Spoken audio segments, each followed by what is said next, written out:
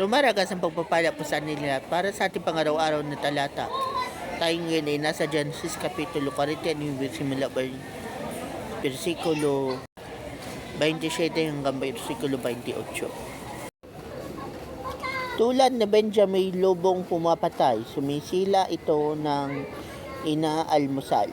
Kung gabi ang huli pinaghahatian, ito ang 12 anak ni Israel at gayon sila pinagpala ng kanilang ama ayon sa magiging hinaharap nila. So, yung pinakalahas na nasbasan ay si Benjamin. At matapos nun, yung conclusion na yun ang para sa kanilang hinaharap.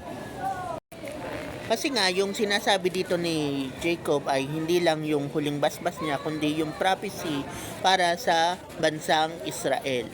At yung tungkulin ng bawat tribo ng bansang Israel. So, yun na nga ang 12 tribes of Israel. At kalaunan si Jacob ay namatay na nga. Pero at least bago si Jacob namatay, nagabayan niya ng maayos ang kanyang mga anak at ang kanyang mga salinlahi.